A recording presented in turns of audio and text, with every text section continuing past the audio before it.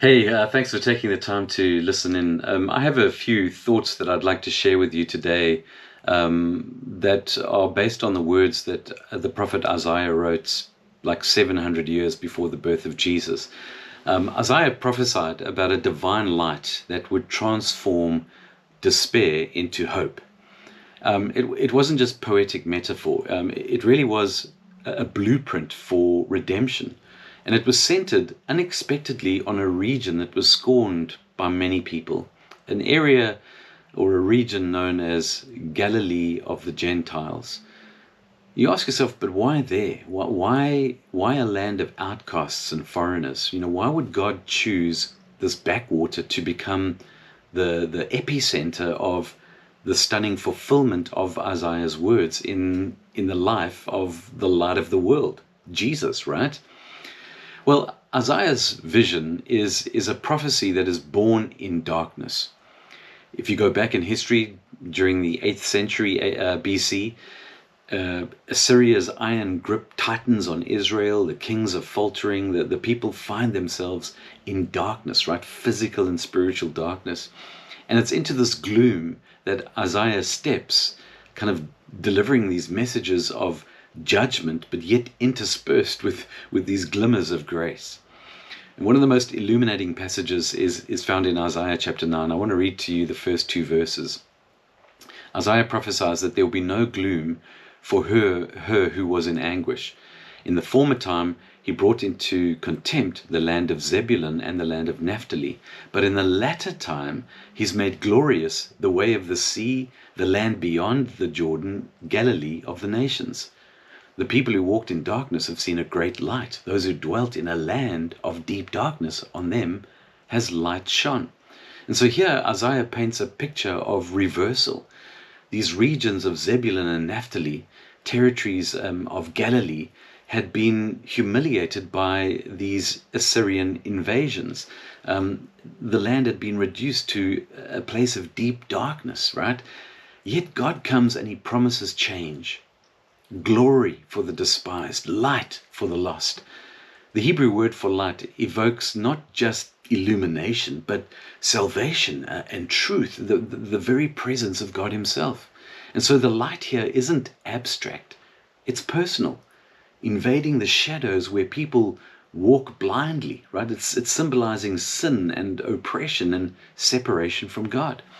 So Isaiah's prophecy echoes broader themes in his book, like the light to the nations, right? Isaiah 42 verse 6 and 49 verse 6.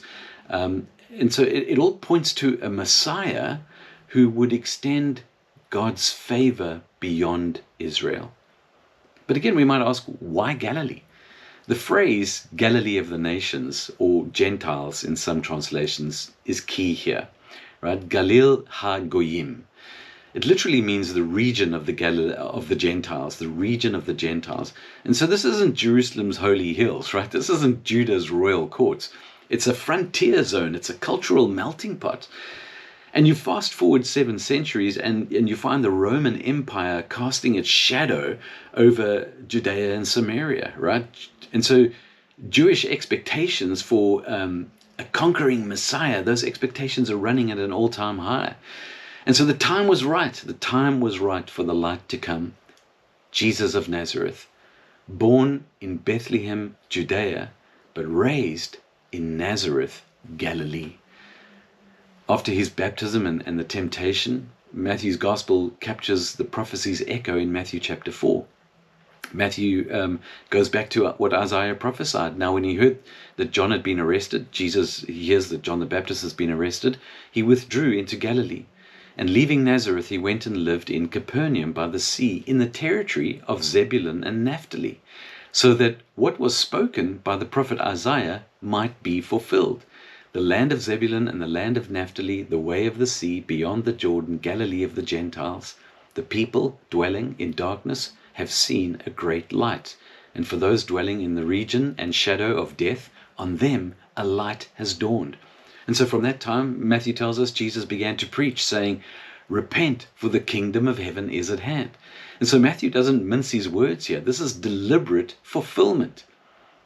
Jesus bases his ministry in Capernaum, a bustling fishing town on the Sea of Galilee, in the heart of these districts that Isaiah prophesied about.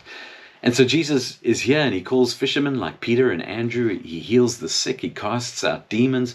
He proclaims the kingdom.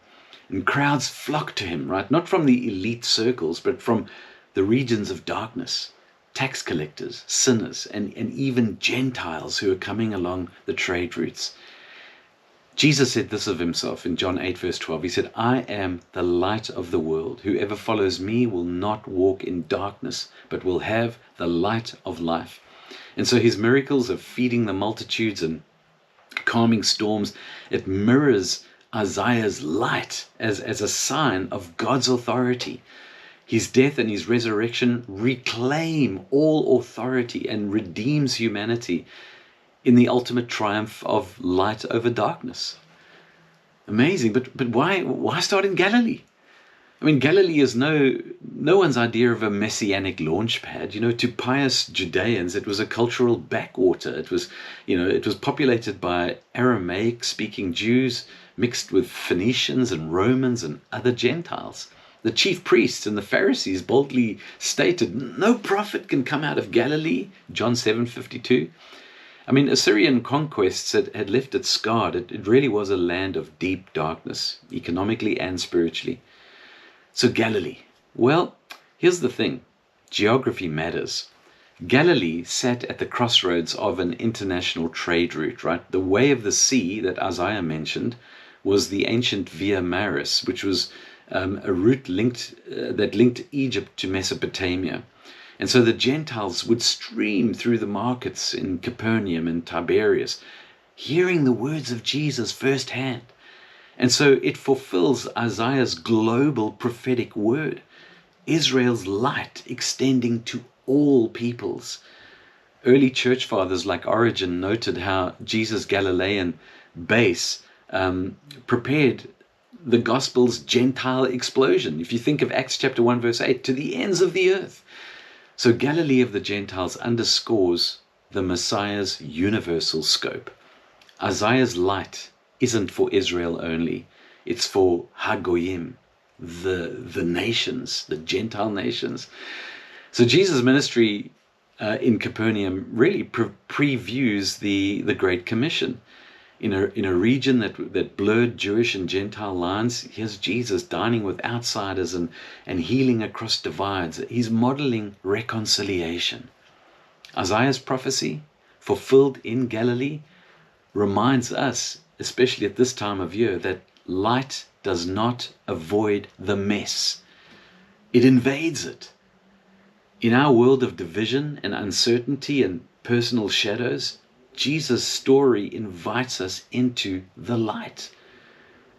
Whether you're in a Galilee of your own, overlooked, mixed up in the darkness of sin, there's a light that knows your address. What shadows are you walking in? Because the prophet's word, echoed in the Gospels, beckoned to us all. Step into the light. Repent. Believe. Let the light shine inside of you. Let it shine through you to the world. May God bless you and keep you.